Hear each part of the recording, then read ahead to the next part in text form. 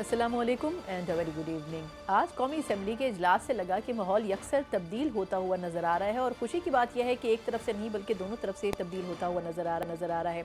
शेर अफजल मरवत साहब जो हमेशा से सख्त गुफ्तगू करने के आदी हैं और ख़ास तौर पर हुकूमती बेंचेस के ऊपर उनकी तकारीर को नागवारी की सूरत में बर्दाश्त किया जाता है और कहा भी जाता है, लेकिन आज इस तरह मरवत साहब ने पाकिस्तान तहरीक इंसाफ के हवाले से वोकल होकर गुफ्तगू की, मुज़ाकरात के हवाले से गुफ्तगू की, सही मायनों में हुकूमत को उनकी पॉलिसीज़ के बारे में आईना भी दिखाया और ये भी कहा कि सिर्फ बात करना मुज़ाकरात की काफ़ी नहीं है। अगर आपको वाकई मुज़ाकरात करने भी हैं तो फिर उसके लिए मुज़ाकरात का आगाज़ होना चाहिए।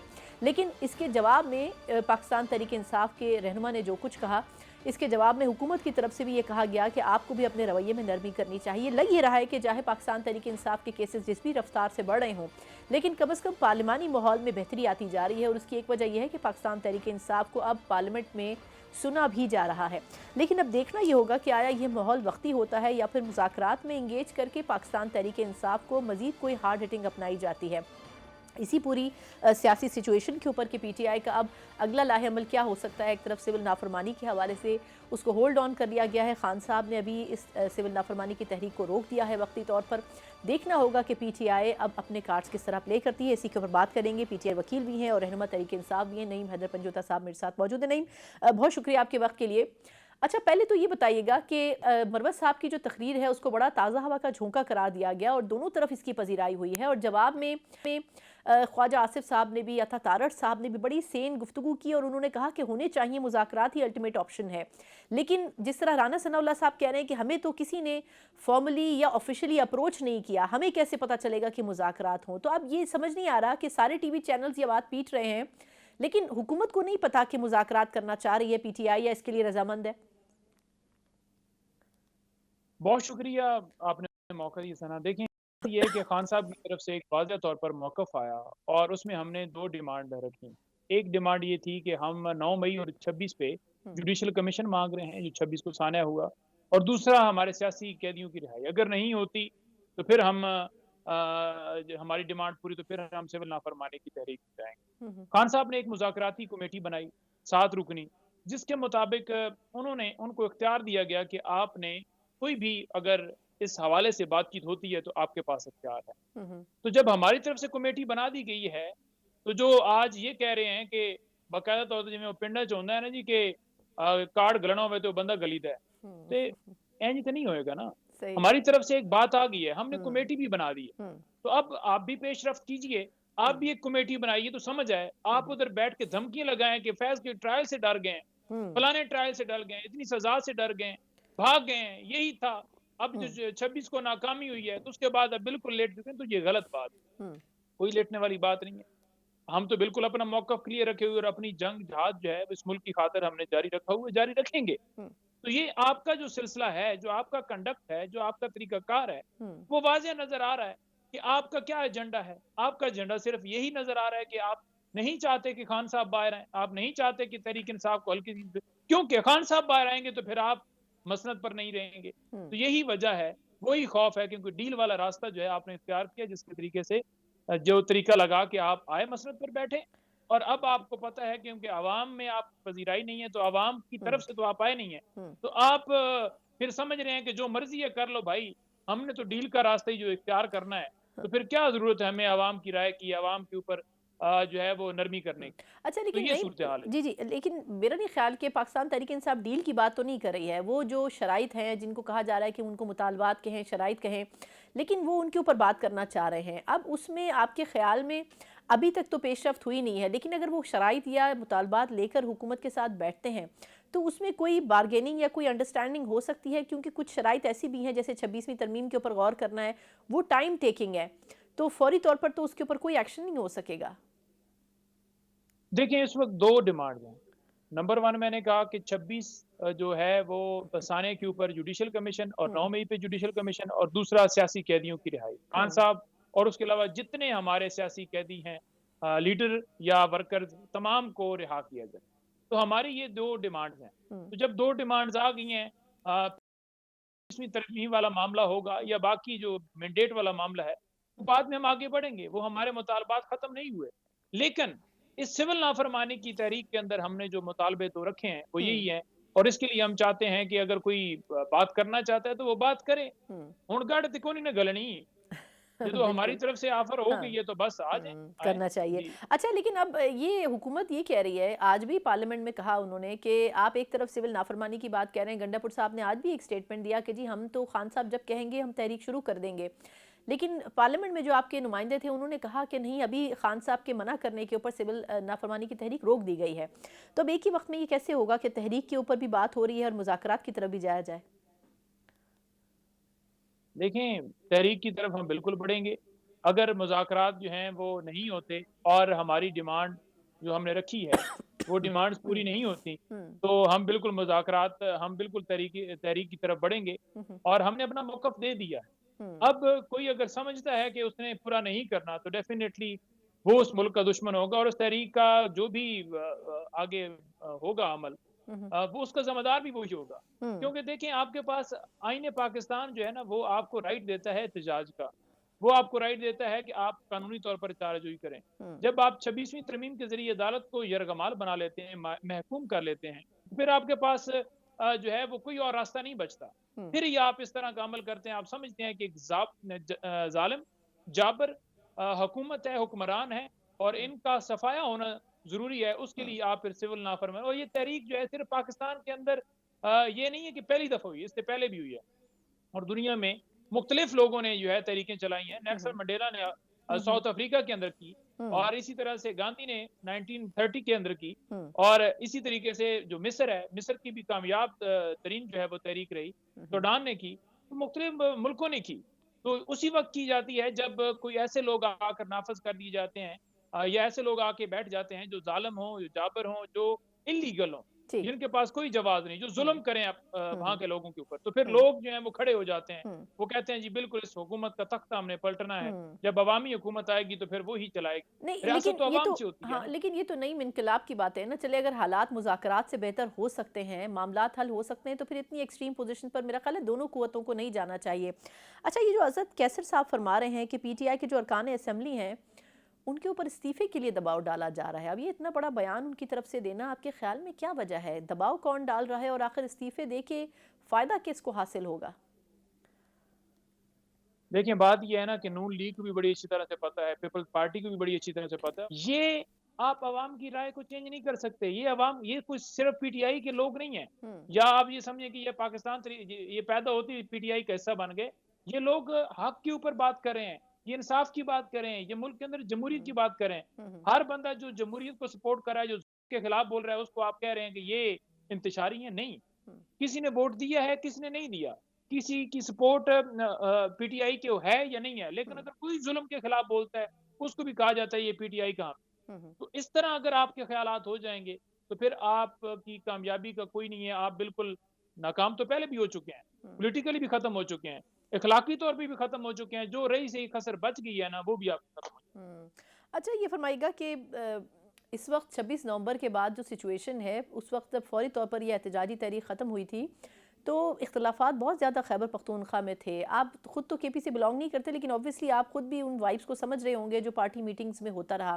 وہ اختلافات اب کچھ ختم ہو سکے ہیں. گنڈا پور صاحب کے کرٹیسزم بھی ہو رہا تھا پارٹی کے اندر، کچھ اس کو وہ کور اپ کر سکے ہیں، کچھ کارکنان کو مطمئن کر سکے، کیونکہ ان کے خلاف آج بھی ایک شہر میں احتجاج ہوا باقاعدہ گنڈا پور صاحب کے خلاف، اور پی ٹی آئی کارکنوں نے کیا. آپ یہ دیکھ لیں کہ یہ تحریک انصاف کا حسن ہے. اگر وہ کسی جگہ پر سمجھتے ہیں کہ نہیں حیدر غلط کر رہے ہیں تو وہ اس کے اوپر وہ اندھے نہیں ہیں، نہیں، وہ اندھا ایگزیکٹلی، دھند نہیں بالکل. شروع ہوتے. وہ سمجھتے ہیں کہ کوئی بندہ اگر علی امین بھائی نے کوئی کسی مقام پر انہیں لگتا ہے کہ اس جگہ پر غلطی کی ہے تو وہ اس کے خلاف بھی بات کریں گے بالکل. اور اسے پوچھیں گے اور علی امین جواب دیں گے. اور آ کر جواب دیتے ہیں. ہر بندہ آ کر اسپیسز میں آ کر اپنی تمام تر جو ان کے اوپر سوالات اٹھائے جاتے ہیں وہ دیے جاتے ہیں. تو یہ ہے حسن اصل. آپ دیکھ لیں کہ دوسری طرف پی ایم ایل این کے کیسز ختم کیے گئے. ان کے اپنے دور حکومت کے اندر دنیا میں کہیں نہیں ہوا کہ ایک بندہ گورنمنٹ میں آئے اور اپنے کیسز ختم کر لے. میں ایک مثال آپ کو دے دیتا ہوں خان صاحب کی، کہ خان صاحب کے اوپر جو ہے وہ مقدمات ہوئے اس وقت پارلیمنٹ کے اوپر حملے والے. تو جو وہ پارلیمنٹ کے اوپر حملے والے مقدمات تھے نا اے ٹی سی کے اندر چل رہے تھے، آج تک بھی وہ مقدمات چل رہے ہیں. عمران خان کا دور بھی گزر گیا، اس دور میں بھی اس نے ان کو عدالتوں کو پریشرائز کر کے اپنے केसेस नहीं खत्म करवाए, प्रोसिक्यूशन को ये नहीं कहा कि आप जाकर बयान दो कि इमरान खान को बरी कर दिया जाए, वहां पर नैब को जाकर ये नहीं कहा कि उस जगह पर जैसे आज खड़ी हो जाती है नैब भी, आज तमाम प्रोसिक्यूशन भी खड़ी हो जाती है जी, क्लीन चिट दे दी, बरी कर दी, कोई रिकॉर्ड के ऊपर चीज। इमरान खान ने अपना एक केस अपने दौरे इक़्तिदार के अंदर खत्म नहीं किया, डेफेमेशन से लेकर दहशतगर्दी के मुकदमा तक उसके ऊपर इंटैक्ट है मुकदमात और चल रहे हैं अभी भी। दुरुस्त। अच्छा, आखिर में मुझे ये फरमाइएगा कि अब खान साहब को आज भी 6 केसेस में ज़मानत उनकी एक्सटेंड हुई है, बुशरा बीबी साहिबा की हुई है, लेकिन कुछ केसेस ऐसे हैं जो बड़ी स्पीडली आगे बढ़ रहे हैं। ख़ास तौर पर 9 मई के हवाले से उन पर फ़र्द जुर्म भी आयद हुई है, दीगर लोगों के ऊपर भी हुई है। अब उन केसेस के लिए फिर पीटीआई क्या करेगी? और दूसरा ये कि ये जो ख़ास तौर पर फैज़ हमीद साहब के ऊपर जब फ़र्द जुर्म आयद हुई तो सबसे बड़ा सवाल उस वक्त ये हुआ कि क्या खान साहब भी मिलिट्री कोर्ट्स में घसीटे जाएंगे, उनको भी वहाँ पर शामिल इन्वेस्टिगेशन किया जाएगा, शामिल तफ्तीश किया जाएगा। तो क्योंकि आप वकील भी हैं, अगर इन 2 हवालों से अगर आप थोड़ा रहनुमाई करें। देखिए, पहली बात तो ये है कि आपके पास जब अदालतें अगर सदर का ओहदा जो है ना वो सबसे बड़ा मकाम है पाकिस्तान का। तो जो सदर है, अगर सदर हाउस हमला होता है तो उसके मुकदमात भी एटीसी में चलते हैं, एंटी टेररिज्म को एटीए के तहत चलते हैं। लेकिन ये नहीं होता कि वो मिलिट्री कस्टडी में ले लिया जाए या सदर कोई अलग से या पुलिस के अगर किसी थाने के ऊपर हमला हुआ है तो पुलिस अलग से एक अदालत बना ले। जैसे कि सुप्रीम कोर्ट के जज ने भी ये कहा कि अगर महकमा ज़राअत का कोई मुलाज़म होगा तो वो महकमा ज़राअत के अंडर वही आएगा जो उसका मुलाज़म होगा। तो आम दूसरा आदमी नहीं हो सकता, सिविल आदमी नहीं हो सकता, जो उसके किसी भी बॉडी के अंदर आता है वो ही उसकी जुरिसडिक्शन के अंदर आता है। तो किसी सूरत भी सिविलियन का मिलिट्री ट्रायल बिल्कुल नहीं हो सकता जब आपके पास ऑलरेडी अदालतें मौजूद हैं। वहाँ मिलिट्री के अंदर कोई भी अगर वो करते हैं, कोर्ट मार्शल करते हैं, तो वो सिर्फ वहाँ के मुलाजमीन जो वहाँ उसके अंडर आते हैं उनका होता है। और क्योंकि फौज खुद एक हुकूमत के अंडर एक इदारा है, तो वो इदारा जो है वो हुकूमत के अंडर आता है और अदलिया एक अलग सतून है रियासत का, और अदलिया, इंतजामिया और मुकन्ना ये तीनों अलग सतून है। तो अदलिया को आप इंतजामिया के जो नीचे आता है इदारा उसके नीचे अंडर नहीं कर सकते। सही। अच्छा, मुझे आखिर में बस ये फरमा दीजिएगा कि आज राना सनाउल्लाह साहब ने बड़ा क्विकली एक मुख्तसर सा मशवरा दिया है पीटीआई को कि आप स्पीकर कौमी असम्बली से बात करें अगर तो आप मुज़ाकरात चाहते हैं।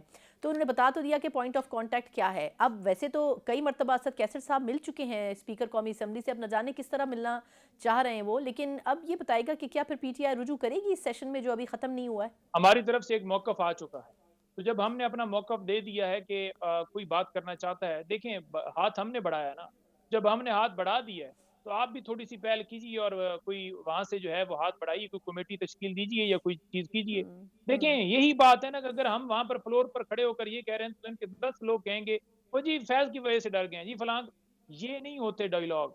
आप बंदूक उधर दिखाएं, आप हमारे शहीदों को जो है वो शहीद करें, हमारे कारकुनों के ऊपर गोलियां चलाएं, केसेस बनाएं, और दूसरी तरफ अगर हम बात करें कि हम ये इस बात के ऊपर जो है वो डायलॉग है वो करने के लिए जो है हमारी तरफ से दरवाजा खुला है, तो आप उसको कहें कि ये कमजोरी है। नहीं, हमने केसेस अपने बिल्कुल परसूख करने हैं, हमने तमाम तर लीगल जो कार्रवाई है हमने अपनी कंप्लीट करनी है, और जो आपने बीज बोया है वो आपने उठाना है। जहां तक हमने कॉल दी है वो अगर पूरी की गई तो ठीक, उस पर मुज़ाकरात जो है वो होते हैं तो ठीक, नहीं तो हम आगे जाएं। बिल्कुल ठीक। बहुत बहुत शुक्रिया नईम हैदर पंजोता साहब आपका। पाकिस्तान आपके सीनियर रहनुमा भी हैं, वकील भी हैं, और यकीनन पाकिस्तान तहरीक इंसाफ के हवाले से जो क्लियर पॉलिसी है उन्होंने बयान की, लेकिन हुकूमत जिस तरीके से आज पार्लियामेंट में उनसे गुफ्तगू करती आई, लग ये रहा है कि ऑफिशियली शायद चाहते हैं कि पाकिस्तान तहरीक इंसाफ पहल करे। अब देखना होगा कि हुकूमत और अपोजिशन में से पहला कदम कौन उठाता है, ये उनसे जानेंगे एक मुख्तसर वक्फे के बाद। ब्रेक के बाद एक बार फिर आपको खुशामदीद कहते हैं, जहां हमने प्रोग्राम के पहले से में जिक्र किया कि पाकिस्तान तहरीक इंसाफ और हुकूमत के दरमियान मुज़ाकरात का माहौल बन तो रहा है, लेकिन अब शुरुआत किसने करनी है ये वाज़े नहीं है। लेकिन JYF की तरफ से पहला इशारा दे दिया गया है कि अगर तो बिल के हवाले से, जो कि मदारिस का बिल है, और इसके ऊपर बड़ी लंबी चौड़ी तमहीद के साथ उन्होंने न सिर्फ ये कि गुफ्तगू की बल्कि ये भी बताया कि किस तरह इस बिल के ऊपर काम हुआ। लेकिन अब देखना ये होगा कि अगर इस बिल में कोई तब्दीली की जाती है और इसे ऐवान में वापस लाया जाता है तो फिर JYF इसे कबूल नहीं करेगी। और इसी मुनासबत से आज मुत्तहदा कौमी मूवमेंट और JYF की मुलाकात भी हुई, और मुत्तहदा कौमी मूवमेंट के हवाले से बात करनी इसलिए भी ज़रूरी है कि वो भी हुकूमत से बज़ाहिर नाराज़ नज़र आते हैं। लेकिन अगर माजी देखा जाए तो चाहे पाकिस्तान पीपल्स पार्टी हो, चाहे मुत्तहदा कौमी मूवमेंट हो, ये नाराज़गियाँ तो ज़रूर ज़ाहिर करती रही हैं, लेकिन इन्होंने कभी भी हुकूमती इत्तेहाद से निकलने की भरपूर कोशिशें नहीं की हैं। अब जो दूसरे इंपॉर्टेंट स्टेक होल्डर्स हैं जिसमें PTI और JYF शामिल है, उसमें हुकूमत की पॉलिसी क्या हो सकती है और क्या उनको मुज़ाकरात में इंगेज किया जाएगा, क्योंकि جے او آئی فے کے حوالے سے بڑا پرامید نظر آتی ہے حکومت کہ ان کو منا لیں گے، لیکن جس طرح انہوں نے کہا کہ اب فیصلہ پھر میدان میں ہوگا تو کیا حکومت یہ افورڈ کر سکے گی یا پھر نہیں، اسی کے اوپر بات کریں گے۔ بات کرنے کے لیے ان کے سینئر رہنما سینیٹر عفنان اللہ میرے ساتھ ویڈیو لنک پر موجود ہے۔ عفنان صاحب بہت شکریہ سر آپ کا۔ سر یہ بتائیے گا کہ ہم نے ویسے ذکر تو کیا جس طرح پی ٹی آئی کے حوالے سے ایک ماحول بنا، لیکن اس سے پہلے میں چاہوں گی اگر آپ جے او آئی فے کے بارے میں بتا دیں کہ مدارس کے اوپر خاصی برہمی کا اظہار کیا جے او آئی فے کی لیڈرشپ نے آج بھی پارلیمنٹ میں، تو حکومت تو پر امید ہے لیکن کیا واقعی آپ ان کو کنونس کر سکیں گے ایز اے پولیٹیکل پارٹی اور گورنمنٹ؟ جی بسم اللہ الرحمن الرحیم۔ دیکھیں ہماری پوری کوشش ہے کہ ہم مولانا فضل الرحمان صاحب کو کنونس کر لیں اور جو ان کے خدشات ہیں ان کو ہم ایڈریس کر لیں، اور اسی کے لیے جو ہے وہ آپ دیکھ رہی ہیں کہ ہمارے اتحادی ہیں کہ وہ بھی ان سے ملنے کے لیے گئے ہیں۔ اس سے پہلے ہم نے بھی کوشش کی ہے، تو میں امید کرتا ہوں کہ انشاءاللہ یہ معاملہ ریزالو ہو جائے گا اور جو ان کی کالز ہیں احتجاج کرنے کی واپس لے لیں گے۔ اچھا، لیکن اس کا ایک سرٹن ٹائم فریم بھی ان کی طرف سے دیا گیا تھا، اور میں صرف یہ جاننا چاہ رہی ہوں کہ اس حوالے سے جو جوائنٹ سیشن بلایا گیا تھا اس کا ایک مقصد یہ بھی غالباً تھا کہ اس میں مدارس کا بل پیش کیا جانا ہے، تو پھر وہ کیا تب تک پوسٹ پون کیا جائے گا جب تک جے او آئی فے کو کنونس نہیں کر لیا جاتا؟ وہ ظاہر ہے وہ تو ہم اسی وقت ہی ٹیبل کریں گے بل جب جے یو آئی آن بورڈ ہوگی، ادروائز تو پھر ٹیبل ہوگا ہی نہیں بل، اور ان کے خدشات ایڈریس ہوں گے تبھی فائدہ ہے، ورنہ تو پھر تو کوئی فائدہ بھی نہیں ہے اس کو اس طرح پاس کرنے کا۔ تو اس کا مطلب ہے کہ ایم کیو ایم خصوصی پیغام لے کر حکومت کا گئی ہے مولانا صاحب سے ملنے آج؟ جی آپ یہ کہہ سکتی ہیں کہ وہ خصوصی پیغام لے کے گئے ہیں اور وہ چاہ رہے ہیں کہ بریک تھرو ہو اور مولانا فضل الرحمان صاحب کو ہم بنا لیں۔ بالکل صحیح۔ اچھا یہ فرمائیے گا کہ ایم کیو ایم نے یہ بھی آفر کیا ہے، بلکہ پہلے تو یہ بتائیں کہ یہ دلچسپ بات ہے کہ M Q M as a mediator کردار ادا کر رہی ہے حکومت اور جے او آئی فے کے درمیان، لیکن وہ خود بھی حکومت سے ناراض ہیں، اب ان کی میڈیشن کون کرے گا حکومت اور ان کے بیچ میں؟ دیکھیں ہمارے ظاہر ایک کولیشن گورنمنٹ ہے اور اس کے اندر بہت ساری پارٹیز ہیں، ان تمام پارٹیز کو ہماری خواہش ہے کہ ساتھ لے کے چلیں، اور ایم کیو ایم کے بھی کچھ خدشات ہیں ان کو بھی ہم نے اس پہ بھی ہم نے غور کیا ہے، اور میں امید کرتا ہوں کہ ان کے بھی جو خدشات ہیں ان کو بھی ایڈریس کر لیں گے، اور ان کا اور ہمارا ایک بڑا direct line of communication already exist کرتا ہے، تو ہم اس کو استعمال کر کے انشاءاللہ جو ان کے ایشوز ہیں ان کو ایڈریس کریں گے۔ پہلے بھی ہمارے اتحادی رہے ہیں کافی دفعہ، تو آگے بھی انشاءاللہ ہم ان کو اپنے ساتھ لے کے چلیں گے۔ اچھا سر، پی ٹی آئی کا کیا مسئلہ ہے؟ وہ اب آج بھی یہ کہہ رہے تھے کہ ہم نے تو مذاکرات کے لیے بڑے پہلے کمیٹی بنا دی ہے، حکومت کی طرف سے رانا صاحب کہہ رہے تھے کہ جی آپ نے ہمیں تو نہیں بتایا کہ آپ نے کمیٹی بنا دی ہے، اب آمنے سامنے بیٹھ کے بھی ایک دوسرے سے یہی کہا جا رہا ہے کہ ہم نے یہ کر دیا ہے لیکن آپ نے ہمیں اپروچ نہیں کیا۔ اب یہ مسئلہ انیشیٹو آپ کے خیال میں کون لے گا پہلا؟ لیکن بات یہ ہے کہ ہم نے کئی سالوں تک مذاکرات کی پیشکش ان کو کی ہے اور انہوں نے بار بار اس کو جو ہے وہ ٹھکرایا ہے، اور جب کبھی مذاکرات ہوئے بھی ہیں تو وہ کوئی نتیجہ خیز نہیں نکلے، اور اس میں بھی عمران خان صاحب کے اپنے ذاتی معاملات جو ہیں وہ زیادہ ہائی لائٹ ہوتے ہیں۔ تو بات یہ ہے کہ اگر ان کی خواہش ہے بات چیت کرنے کی تو ان کو کچھ سی بی ایمز بھی ساتھ کرنے چاہیے، اور جو بالخصوص یہ جو جھوٹا بیانیہ کرتے ہیں اس سے ان کو چاہیے بس مجھ سے توبہ کریں، اور تبھی ہم اس معاملے کو آگے لے کے جا سکتے ہیں، ورنہ ظاہر ہے اگر آپ ایک طرف کہہ رہے ہیں کہ ہم نو سول ڈس اوبیڈینس کریں گے تو اس کے ساتھ آپ کہہ رہے ہیں کہ جی مذاکرات، اس طرح ہوتا نہیں ہے۔ مذاکرات کا طریقہ یہ ہوتا ہے کہ آپ ماحول کو بہتر کرتے ہیں۔ ابھی تو ان لوگوں کا یہ حال ہے کہ ہم سے سلام تک نہیں لیتے، ہمارے ساتھ بیٹھتے نہیں ہیں، ان کے اس حد تک کیا کہتے ہیں معاملات خراب ہیں، تو یہ ان چیزوں کو ایڈریس کریں گے، ماحول کو بہتر کریں گے، پھر مذاکرات کی طرف جائیں گے۔ اور میں یہ سمجھتا ہوں ایز اے پولیٹیکل ورکر، بہت دفعہ تاریخ میں اس طرح ہوا بھی ہے کہ آپ کو جو چیز چاہیے ہوتی ہے آپ کو اس سے زیادہ مل جاتی ہے، اگر ماحول ٹھیک ہو، مذاکرات ٹھیک ہو، آپ کی نیت ٹھیک ہو، آپ پہ ٹرسٹ کیا جا سکے، آپ اپنے الفاظ کو آنر، تو بعض اوقات آپ کو زیادہ بھی مل جاتا ہے جو آپ کو چاہیے ہوتا ہے۔ لیکن یہ سارا کچھ کرنے کے لیے جو ہے یہ ایک دم سے نہیں ہوگا، یہ اس کے اوپر جتنی محنت سے پی ٹی آئی نے معاملات کو خراب کیا ہے اس کی کم از کم آدھی محنت تو ان کو کرنی پڑے گی معاملات کو سیدھا کرنے کے لیے۔ بالکل صحیح کہہ رہے ہیں۔ اچھا لیکن اب یہ بتائے گا سر کہ ان کی جماعت میں ایک تفریق بھی نظر آتی ہے، کچھ لوگ کہہ رہے ہیں کہ ہمارے کچھ مطالبات ہیں، کچھ کہہ رہے ہیں کہ شرائط ہیں، لیکن بظاہر جو پی ٹی آئی کے چیئرمین ہیں انہوں نے کہا ہے کہ شرائط نہیں ہے، صرف مطالبات ہیں، لیکن آج رانا صاحب نے ان کو ایاز صادق صاحب جو اسپیکر قومی اسمبلی ہیں ان کا دروازہ دکھایا کہ اگر آپ نے مذاکرات کرنے ہیں تو آپ ان سے رجوع کریں. اب یہ فرمائے گا کہ اسد معاف کیجیے گا ایاز صادق صاحب سے تو ایک سے زیادہ مرتبہ ملاقاتیں کر چکے ہیں اسد کیسر صاحب بھی, بیرسٹر گوہر صاحب بھی, تو پھر اب اس میں نئی ڈیولپمنٹ کیا ہونی چاہیے اگر حکومت بڑا دل کر کے ان کے ساتھ مذاکرات میں پہل کر دے یا بات کر لے؟ دیکھیں معاملہ ہمارے بڑے دل کرنے کا نہیں ہے. ہم نے بہت بڑا دل کر کے کتنی دفعہ ان کے ساتھ جو ہے وہ ان کو آفر کی مذاکرات کی. آپ کو اگر یاد ہو الیکشن کا سپریم کورٹ نے فیصلہ دے دیا تھا 2022 میں کہ جی الیکشن کرائیں پنجاب میں اور کے پی میں. اس کے اوپر ان کی بھی ٹیم بنی, ہماری بھی ٹیم بنی, مذاکرات ہوئے اور مذاکرات کامیاب ہو گئے. ہم نے کہا ہم 15 جولائی کو اسمبلیاں توڑ دیں گے اور جو کیئر ٹیکر سیٹ اپ آئے گا وہ اس کے بعد الیکشن کرا دے گا. اور یہ انہوں نے اس کو بھی یہ بیک ٹریک کر گئے. حالانکہ پہلے انہوں نے کہا زبردست ہو گیا کام سب کچھ, اور بعد میں بانی پی ٹی آئی کی کال آئی اور سارا کا سارا بیڑا غرق ہو گیا. تو اب مجھے بتائیں نا کہ آپ ان تمام چیزوں کو سامنے رکھ کے, اور جو ہمارا ماضی میں ان کے ساتھ تجربہ رہا ہے اس میں ہمارے لوگوں کی بہت ساری اپریہنشنز ہیں. بہت سارے لوگ یہ سمجھتے ہیں کہ ان سے بات ہی نہیں کرنی چاہیے, بہت سارے لوگ یہ سمجھتے ہیں کہ بات کرنی چاہیے, بہت سارے لوگ جو ہیں وہ انڈیسائیڈڈ ہے. تو اب یہ اس ماحول کو اگر یہ ٹھیک کرنا چاہتے ہیں تو وہ اس طرح ٹھیک نہیں ہوتا. یہ ماحول کہ آپ کہیں کہ ہم نو کانفیڈنس موشن سول ڈس اوبیڈینس موومنٹ لے کے آ رہے ہیں.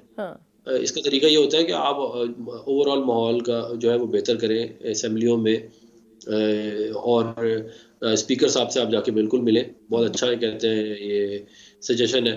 اور جب ہمیں یہ لگے گا کہ معاملہ سنجیدہ ہے, ہمارے لوگوں کو یہ لگے گا معاملہ سنجیدہ ہے, تو ظاہر ہے پھر شاید اس میں بریک تھرو ہونے کا چانس زیادہ ہو. درست. اچھا آخر میں یہ بتائے گا سر کہ پی ٹی آئی کی طرف سے اسد قیصر صاحب نے اتنا بڑا ایلیگیشن لگا دیا, انہوں نے کہا کہ جی ہمارے اراکین کے اوپر استعفے کے لیے دباؤ ڈالا جا رہا ہے. اب یہ انہوں نے وضاحت نہیں کی کہ استعفے کے لیے دباؤ کون ڈال رہا ہے اور کیوں ڈالا جا رہا ہے. اس کے اوپر آپ کا کیا ٹیک ہے؟ دیکھیں بات یہ ہے کہ میرے نالج میں کوئی اس طرح کی بات نہیں ہے, اور ظاہر ہے یہ انہوں نے ایک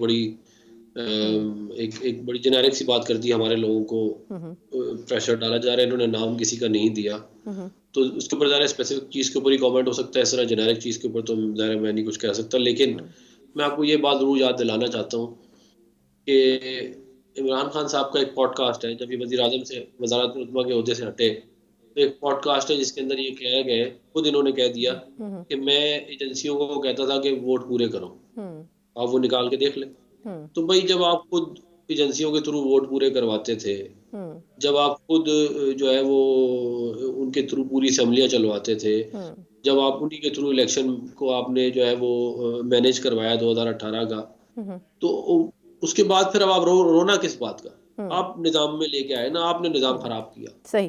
تو جب نظام خراب ہو جاتا ہے تو وہ پھر ٹھیک کرنا اتنا آسان نہیں ہوتا کہ آپ کے ٹھیک ہو جائے تو ٹھیک ہو جائے گا. اس کو پھر ٹھیک کرنے میں بڑی ایفرٹ لگتی ہے, بڑی قربانیاں دینی پڑتی ہیں. اچھا سر, کوئک 2 کویسچنز ہیں میرے. پہلے مجھے بتائے گا کہ اگر پی ٹی آئی سے ان کیس مذاکرات ہو بھی جاتے ہیں تو جو ان کی 2 بیسک ڈیمانڈز ہیں, ویسے تو 5-6 ڈیمانڈز ہیں, لیکن جوڈیشل کمیشن بنانا ہے 9 مئی اور 26 نومبر کا, اور پھر سیاسی قیدیوں کی رہائی ہے, اس کے اوپر کوئی مطلب بات چیت ہوئی ہے نون لیگ کے اندر کہ کیا اس کے اوپر کوئی ان کو مطلب کوئی ریلیف دینے کی گنجائش موجود ہے, یا اس کے اوپر بڑا کلیئر سٹانس ہے نون لیگ کا؟ لیکن بات یہ ہے کہ یہ بھی اب دیکھیں نا, یہ بھی کوئی بات ہے کرنے والی کہ 9 مئی پہ جوڈیشل کمیشن بنائے. بھئی آپ کے لوگوں کی ویڈیوز موجود ہیں, عمران خان صاحب کی جو بہنیں ان کی ویڈیوز موجود ہیں, ان کے سارے پارٹی کی ٹاپ لیڈرشپ کی ویڈیوز موجود ہیں آج بھی, وہ آپ دیکھ سکتی ہیں. تو اس کے باوجود جو ہے آپ کہہ رہے ہیں کہ جی نہیں وہ اس کے اوپر جوڈیشل کمیشن تو ان چیزوں میں بنتا ہے جن چیزوں کے اندر کوئی چیز انویسٹیگیٹ ہونی ہو یا کوئی چیز کنکلوڈ ہونی ہو. ایک چیز آپ نے کی ہے, آپ کے لوگوں نے کی ہے, ان کی ویڈیوز موجود ہے, اس پہ آپ عوام کی آنکھوں میں دھول جھونک رہے ہیں, آپ کہہ رہے ہیں اس پہ جوڈیشل کمیشن بنا دو. کس چیز کا جوڈیشل کمیشن؟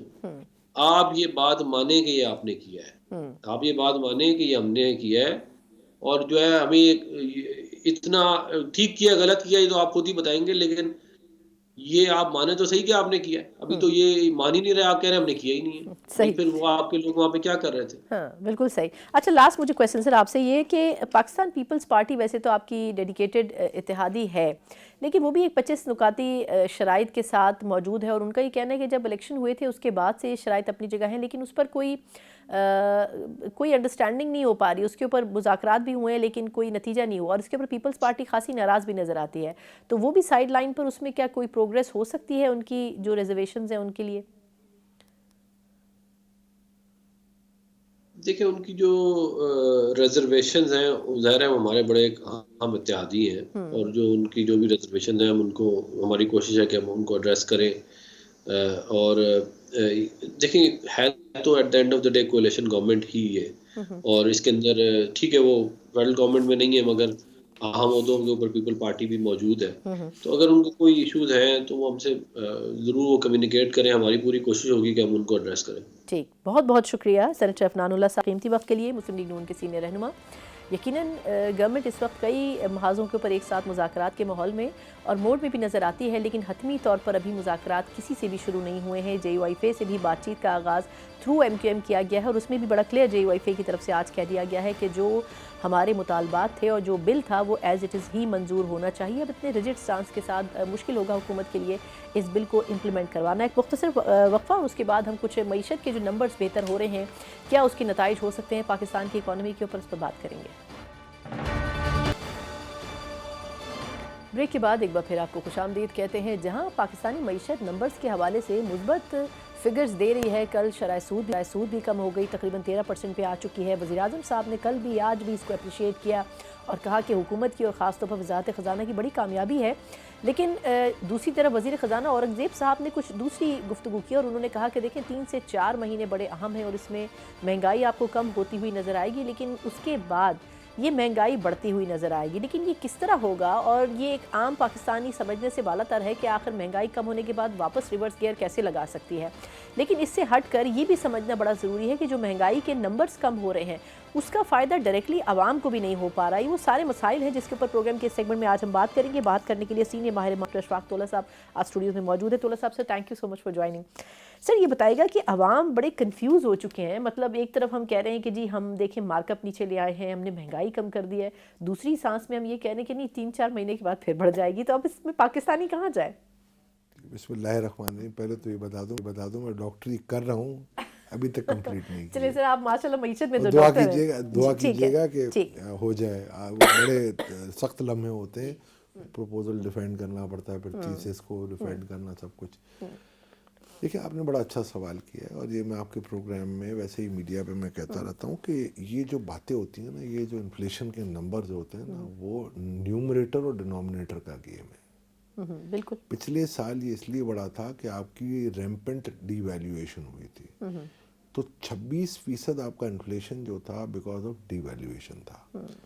اب الحمدللہ جتنا شور مچا دیا ہم نے، تو اب وہ ڈی ویلیویشن رک گئی ہے، تاکہ کافی ایماد تھی۔ آپ نے دیکھا ہوگا کہ 350 کا کوئی ڈالر کہہ رہا تھا، منسٹری آف فائنانس نے اپنی کیلکولیشن 295 روپے پر ڈالر پہ ایوریج رکھی تھی، تو یہ سب چیزیں موجود تھیں، بٹ اللہ کا کرم تھا کہ ہم نے کافی چیزیں کی، اور آج آپ دیکھیں اس کے نتائج نکل رہے ہیں۔ ہر 10 روپے پہ 2% انفلیشن آپ کی بڑھ جاتی ہے، تو وہ ایک کم ہو گئی۔ اب جو آپ نے کہا پرائم منسٹر صاحب، پرائم منسٹر اب آج کی بات کر رہے ہیں کہ آج کم ہو رہا ہے، یہ سب کچھ ہو رہا ہے۔ دیکھیں اپریل سے آپ کی ایک ٹینڈنسی آئے گی کہ یہ جو انفلیشن گر رہا تھا نا آپ کا، آپ نے دیکھا ہوگا 20, 22, 24, 26 اس طریقے سے انفلیشن بڑھا، اور پھر ٹیپر آف ہوتے ہوتے نیچے آیا۔ تو اس وقت میں نے آپ کے پروگرام میں کہا تھا یہ نیومریٹر اور ڈینومینیٹر کی گیم تھے، جو کل نیومریٹر تھا آج ڈینومینیٹر ہو گیا، تو ڈینومینیٹر ہو گیا تو ہلکا ہو گیا۔ اب ہوگا یہ کہ اپریل کے بعد آپ دیکھیں گے نا، تو جو ٹیپر آف تھا نا وہ 11, 12, 13%، آپ سلائیڈ میں دیکھ لیں گی جو بھی ہم نے پبلش کی ہے، تو آپ بھی دیکھ لیں، اس کو آپ کو میں بھیج دیتا ہوں۔ اور اس میں یہ ظاہر ہو رہا ہے کہ اپریل سے وہ انفلیشن نیچے آ رہا تھا، مئی میں اور نیچے آیا، بیکاز کہ ایئر آن ایئر جب ہم کمپیئر کر رہے تھے نا، تو انفلیشن نیچے آ رہا تھا۔ صحیح۔ اور آپ جب دیکھیں گے نا، تو یہ ایک بڑی ریٹورک تھی کہ جی کہ انفلیشن نیچے نہیں آ رہا، تو ہم نیچے آ رہا ہے، تو اگر ہم اس میں اور نیچے لے آئیں گے پالیسی ریٹ کو، تو آپ دیکھیں گے کہ وہ پالیسی ریٹ جو تھا نا وہ بھی نیچے آ رہا ہے، اور انفلیشن بھی نیچے آ رہا ہے، کوئی فرق آپ کا نہیں پڑ رہا اس وقت۔ آپ ابھی بھی ایسا ہی ہو رہا ہے میرا خیال ہے، ساؤتھ ایشیا جو 4 کنٹریز میں آپ اس وقت ہائیسٹ آپ کا پالیسی ریٹ ہے، 13%. سے پالیسی ریٹ کو کیسے یعنی انٹرسٹ ریٹ جو چل رہا ہے جو پالیسی ریٹ جو گورنمنٹ آفر کری ہے اپنے شرح جو ٹی بل کے آکشن پہ آفر کر تو وہ اس کو ہم پالیسی ریٹ میں دیتے ہیں. مگر ایسا نا ہیونگ سیڈ دس دیکھیں یہ کہہ دینا کہ جی بڑھ جائے گا یہ میرا خیال ہے یہ قوم کو ایک تھوڑا سا میں اب یہ کہوں گا اب دیکھیں کرنٹ اکاؤنٹ سرپلس آ گیا ہے آپ روپی کو اپنی ریئل ویلیو پہ لے کے آئے 235 ہے 10 روپے کر کے کم لائے اور وہاں سے آپ اس کو مٹیگیٹ کریں ٹھیک کم از کم 1-2 سال کی ریلیف دیں. دوسرا آپ نے سوال کیا کہ جی عوام ششو پنج میں ہے کہ یار ہماری مہنگائی تو کم نہیں ہوئی تو یہ پہلے بھی میں بتا چکا ہوں کہ یہ افراط زر میں اضافے کی شرح میں کمی ہوئی ہے افراط زر میں کمی نہیں ہو رہی ہے. اب یہ ویسے ایک الگ ٹاسک ہے پھر اس کا مطلب ہے نہیں وہ دیکھیں وہ کب ہوگا آپ کا کہ جب ڈیفلیشن ہوگا یا بھی ڈیفلیشن کا مطلب ہے ریورس ہو یعنی کہ اگر فرض کریں آج کل 32% تھا کوئی ایک چیز تھی 100 روپے کی تھی 32% انفلیشن ہوا تو 132 کی مل رہی تھی اب اس سال اس میں صرف سے 5% اضافہ ہوا ہے تو وہ 137-38 کی مل رہی ہے. اگر فرض کریں وہ 6% اضافہ نہ ہوا ہوتا اور 5% کمی ہوئی ہوتی اور 132 سے 5% کم کر کے میں یہ دیتا آپ کو 100 سے 26 روپے میں وہ ڈیفلیشن کہلاتا ہے. تو وہ اس وقت ہوگا جب آپ کرنسی کی ریئل ویلیو لائیں گے اس وقت آپ کو 9 سے 10% کا کرنسی میں آپ کا انفلیشن چھپا ہوا ہے. اچھا لیکن اب سر ویسے تو اس کا مطلب یہ ہے کہ بظاہر جو نظر آ رہا ہے ویسا نہیں ہے اور اس سے بالکل مختلف تصویر ہے لیکن وہ عوام بھی سمجھ نہیں پا رہے ہیں لیکن اوبیسلی اتنی ٹیکنیکل چیزیں تو عوام نہیں سمجھ سکتے ہیں. اچھا لیکن اگر ہم لانگ ٹرم بیسس پہ دیکھیں تو جس طریقے سے جب مہنگائی کا جو افراط زر کی جو شرح ہے جب وہ کم ہو رہی تو اس وقت یہ کہا گیا کہ جی 35-36% سے ہم اس کو لے کے آ گئے 10-12% کے اوپر. اگر یہ بھی کم ہو جاتی ہے تو جو مہنگائی باہر مارکیٹس میں ہے چیزوں کے اوپر وہ کم نہیں ہو پا رہی ہے. نہیں وہ 12% پہ آ گئی نا دیکھیں آپ اگر سمجھ رہی نا اگر جیسے اشیاء ضروریاں ہیں ان کے پرائسز کم نہیں ہو رہے. میں آپ کو بتا رہا ہوں اگر فرض دیکھیں دو چیزیں الگ الگ ہیں. ایک چیز یہ ہے کہ عام ایک پرائز ہے اگر ایک سیزنل کوئی پروڈکٹ ہے جیسے کوئی فرض کریں سبزی ہے اب اگر آج شارٹ ہو گئی ہے تو اس کی پرائز تو میں نہیں وہ تو ایکسیپشنل کیس ہے میں ویسے اگر فرض جنرل کریں آئٹمز کی نارمل بات ایک کر کوئی رہی چیز ہے اگر کل میں نے آپ کو یہ اگزامپل دی نا 100 روپے کی تھی اور اگر وہ بڑھ کے 132 ہو گئی تھی تو آپ کی نظر تو 132 پہ تھی نا اب 132 سے 138 ہو گئی تو آپ یہ کہیں گے یار مہنگی تو ہو رہی ہے بٹ تناسب میں کمی آئی ریٹ میں کمی آئی. اگر فرض کریں وہ 132 کی 126 ہو جاتی تو آپ یہ کہتے ہیں مہنگائی میں کمی آئی ہے. تو مہنگائی میں کمی نہیں آئی ہے مہنگائی کی اضافے کی رفتار میں کمی آئی ہے. اچھا یہ جو اس کے پیرالل ایک اور چیز ہو رہی ہے بظاہر تو پازیٹیو ہی نظر آ رہی ہے کہ اسٹاک مارکیٹ بہت اچھا پرفارم کر رہی ہے مطلب یہ کیسے ہو رہا ہے دیکھیے ریکارڈز بنا رہی ہے روز. روز. میں آپ کو 2 چیزیں بتاتا ہوں یہ شاید بہت کم لوگوں کو اس چیز کا علم ہوگا کہ یہ ایک ڈیولپنگ اکانومی کی ایک سمٹمز ہوتے ہیں کہ جب آپ کے انٹرسٹ ریٹ گھٹنے شروع ہو جاتے ہیں نا تو نیکسٹ جنکشن جو ہے وہ اسٹاک مارکیٹ ہوتا ہے اور نیکسٹ جنکشن کے بعد جو اگلا جنکشن ہوتا ہے وہ ہوتا ہے اسٹاک چین بھی ایک حد تک جائے گی وہاں سے پھر وہ جب رکے گی یا میں بھی تھوڑی ریورس بھی آئے تو یہ آئے گی پھر آپ کے پاس ریئل اسٹیٹ میں انویسٹمنٹ. بٹ ریئل اسٹیٹ میں اس وقت کیونکہ it is loaded of tax وہ ٹیکسز بہت زیادہ ہیں تو ادھر بہت کم چانسز ہیں گرے اور تھوڑی سی اسٹاک چین زیادہ رہے. اگر اس وقت گورنمنٹ اپنا اسٹرکچر بنا لے تو یہ انفراسٹرکچر سے مراد آپ کی انفراسٹرکچر انڈسٹری کے لیے آپ نے انفراسٹرکچر بنا دیا آپ نے الیکٹریسٹی تو آپ کے پاس ابنڈنس ہے آپ اس کو کم ریٹ پہ دے دیں گے. اگر آپ لوگوں کو انسینٹیوائز کریں گے کہ انڈسٹری لگاؤ جاب اپرچونٹیز کریٹ کریں اس وقت آپ اگر کر دیں گے تو یہ مین اسٹریم آپ ایز آف ڈوئنگ بزنس کر دیں گے لا میں یہ فریگمنٹیشن ہے وہ ختم ہو جائے اس وقت یہ مین اسٹریم اکانومی میں چلا جائے. اور اگر نہیں کیا گورنمنٹ نے یہ آپ کے پروگرام میں ریکارڈنگ رکھ لیجئے گا یہ یا تو فائلوں میں چلا جائے گا یا ڈالر گھس کے اپنے آپ کے لاکرز میں چلے جائے گا. صحیح ورنہ اس کا کوئی اور آؤٹ لیٹ نہیں ہوگا. اچھا اب یہ فرمائیے گا کہ اب بظاہر یہ جو چلیں شرح سود بھی آپ نے ٹچ کر لی اسٹاک ایکسچینج بھی ٹچ کر لی لیکن یہ جو پالیسیز ہیں اورنگزیب صاحب نے کوشش تو کی ایز کمپیئر ٹو ادر وزیر خزانہ یہ کچھ بہتر آپ کے خیال میں پرفارم کریں کیسے گریڈ کریں گے میں دیکھیں میرے کیونکہ اس میں ایک چیز ہے انہوں نے ڈالر کی جو ایلیگل ٹرانسفر تھی اس کو بھی کسی حد تک کنٹرول کرنے کی کوشش کی کہا یہ جا رہا ہے دیکھیں بہت اچھی بات ہے وہ ہمارے ریمیٹنسز بھی بڑھ رہے ہیں کافی. نہیں ریمیٹنسز تو اس لیے بڑھ رہے ہیں हैं आपके कि दुनिया में अब ये FATF की वजह से और ना काफ़ी मामलात कम हुए हैं। ठीक। और पहले भी जो पाकिस्तान से अफगानिस्तान जो डॉलर स्मगल होता था ना, देखें आज अगर से 4 या 5 बिलियन डॉलर के रेमिटेंसेस बढ़े तो उसमें से 1 बिलियन डॉलर ही शायद अफगानिस्तान एक्सपोर्ट हो रहा था। और ये इसलिए हो रहा था कि फ्रेंचाइजेस थी जो एक्सचेंज कंपनीज की, उनकी वजह से जा रहा था। ठीक। वो रुका था, ये जब सागडार साहब थे उस वक्त रुकना था, बट उस वक्त आखिरी टाइम था हमारे पास, IMF के प्रोग्राम में मसरूफ़ हो गए, मैं भी उसका पार्ट था। इसके बाद ये जब केयर टेकर सेटअप आया तो आपने देखा होगा एक बिल्कुल मेहम हुआ था और 345 रुपये और 50 रुपये तक बात डॉलर की पहुंच गई थी। तो उस वक्त की वजीर ख़जाना भी वो बेचारी हाथ पांव छोड़ गई थी कि यार ये क्या हो गया। मैडम शमशाद अख्तर साहिबा। अब उस वक्त हमारे मुख्तदर हलकों ने और बॉर्डर सिक्योरिटी फोर्सेस जो भी हमारी थी, जो हमारे जो FC वगैरह हैं और FBR ने, उन्होंने एक इकदाम किया और उन्होंने स्मगलिंग रोकी और स्टेट बैंक ने राइट टाइम पे फ्रेंचाइजेस बंद की, उस वजह से ये फ्लो रुका। यानी वो जो उस वक्त किया गया, आप कह रहे हैं कि उसके नताइज अब आहिस्ता आहिस्ता सामने आ रहे नहीं, हैं। उसी वक्त आ गए थे, आपने देखा ना वो रिवर्स आ गया था डॉलर 276। एक मतलब आपने देखा होगा कि जब मिफ्ता इस्माइल साहब थे तो 238 था, रात को खबर आई कि सागडार आ रहे हैं तो अगले दिन मार्केट में 218 रुपये का डॉलर था कि ये सख्ती करेगा। तो जब सख्ती होगी तो डेफिनेटली जो आपका जो स्टॉक है, बाइंग सप्लाई, आप देखें अगर फर्ज करें मेरे पास कोई और इन्वेस्टमेंट नहीं है तो मैं डॉलर ले लेता था सुबह उठ के, अब मुझे पता चला कि यार वो आगे बिकेगा नहीं तो मैंने डॉलर छोड़ दिया। जारी बात, जब मैं डॉलर छोड़ूंगा तो खत्म हो जाएगा। आज भी देखें ना, इस पूरे 3 महीने में फ्रॉम जुलाई अगस्त सितंबर 3 महीने की मैं डिटेल दे रहा हूँ आपको, और ये आप कंफर्म करवा लीजिएगा, आपकी माशाल्लाह अपनी सोर्सेज होंगी कि स्टेट बैंक ने मार्केट से 1.8 बिलियन डॉलर उठाया है। किस लिए? वो अपने रिजर्व को बोल्ड कर, अच्छी बात है, बट मेरा सिर्फ उनसे एक इख्तलाफ राय ये है कि अगर ये चीज़ आपको मार्केट में अवेलेबल है तो आपको सस्ते रेट पे उठानी चाहिए, और एक्सपोर्टर्स को रुपी में रेमिटेंस और एक्सपोर्टर्स को रुपी में आप कंपनसेट कर दें इन द शेप ऑफ आपको इलेक्ट्रिसिटी में कोई कमी कर दें, कुछ और काम कम कर दें। इसकी वजह से आप 12-14% महंगाई ना बढ़ाए। दुरुस्त।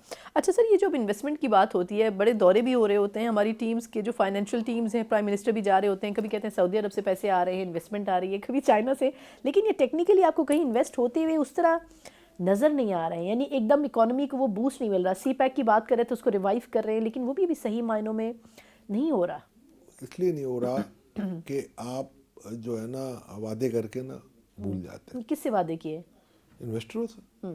मुझसे तो नहीं करेंगे। अब इन्वेस्टरों से ये वादे करते हैं हम आपको ये भी फैसिलिटी देंगे, ये भी फैसिलिटी देंगे। अब एक हुकूमत आई जिसने CPEC साइन किया, फिर एक हुकूमत आई उसने रोक दिया, फिर जाहिर बात है वो इन्वेस्टर आता है ना, जो ये इन्वेस्टमेंट है ना, ये एक बंजारा है और नोमैड जिसको कहते हैं ना, इसकी कोई नेशनैलिटी नहीं है। वो कहता है जहाँ मुझे पैसा मिलेगा मैं वहाँ जाऊँगा, तो वो चला जाता है।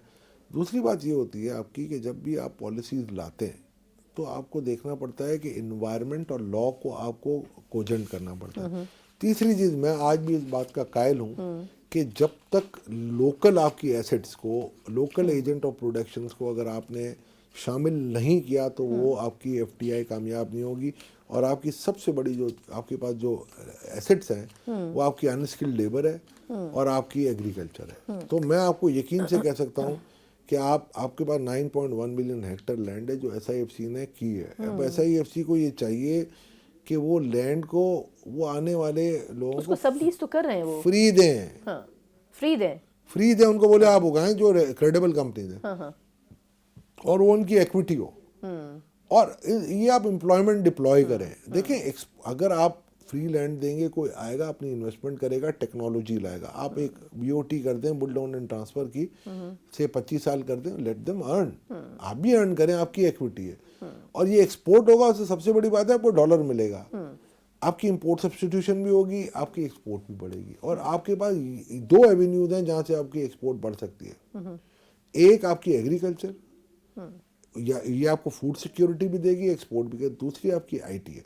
IT में भी आपको थोड़ा सा दिल बड़ा रखना पड़ेगा, और इनके थोड़े से जो मुतालबात हैं वो मानने पड़ेंगे, बिकॉज इनके IT सेक्टर के इनके $15 बिलियन का बिजनेस है। मैं आपको उनका तो सिस्टम ही स्लो कर दिया है वो 3 दिन सिस्टम स्लो, देखें उनका नहीं हुआ। जो ब्रॉडबैंड पे थे ہے میرا آپ کا ہو گیا ہے, ہمیں بھی پتہ ہے, ہم بھی دیکھتے ہیں کہ وہ ایکس پہ ایک پوسٹ ڈالنے جاتے ہیں تو اس میں وی پی این آن کرنا پڑتا تھا, وی پی این بھی رجسٹر کرا لیا, سب کچھ کر دیا, but it will take time. But دیکھیں ایک میں بات بتاتا ہوں, تالی دو ہاتھ سے بنتی ہے, یہ بھی آپ کو دیکھنا پڑتا ہے کہ آپ کی سالمیت خطرے میں تو نہیں ہے. Nothing is beyond the sovereignty of Pakistan. یہ اللہ سبحانہ و تعالیٰ نے ہمیں یہ جو ملک دیا ہے نا, یہ ہمارے لیے ایسٹ ہے. جو ہم دیکھتے ہیں باہر لوگوں کا جو حشر ہوتا ہے, تو اس کا ہمیں شکر ادا کرنا چاہیے اللہ کا. یہ ٹھیک ہے, اس کے بھی ہمیں حل نکالنے چاہیے, یہ اس کی عذر نہیں ہونا چاہیے, مگر میرے حساب سے یہ جلد سے جلد اس مسئلے کو حل کریں. میرا خیال ہے ہو رہے ہیں مسئلے حل, اللہ کرے 1-2 مہینے میں یہ سارا مسئلہ حل ہو جائے. لیکن ویسے 1-2 مہینے میں کچھ لگتا یہ ہے کہ سر مہنگائی جس طرح آپ نے خود بھی کہا کہ چیزیں جو ہیں وہ کچھ ریورس بھی جائے گی, نہیں ریورس اس ٹیمپرلی لیے جائے جائیں گی. گی, میں آپ کو بتا رہا ہوں نا, اپریل سے نا آپ کو دیکھیں, دیکھیے ایک رمضان آئے گی مارچ میں, ویسے ہی تھوڑی سی سرج آتی ہے رمضان میں. مسلمان ہیں, آپ کو پتہ ہے زیادہ ہم پروفٹ کماتے ہیں اس میں, کیوں ہمارے عید کے خرچے بھی تو ہوتے ہیں نا. صحیح. پھر آپ آگے آئیں گے تو اپریل سے لاسٹ ایئر سے مہنگائی کی شرح میں کمی آنی شروع ہوئی تھی, اور ہم الحمدللہ کے بینر لے کے نکلتے تھے, الحمدللہ مہنگائی 14% ہو گئی, الحمدللہ 13% ہو گئی.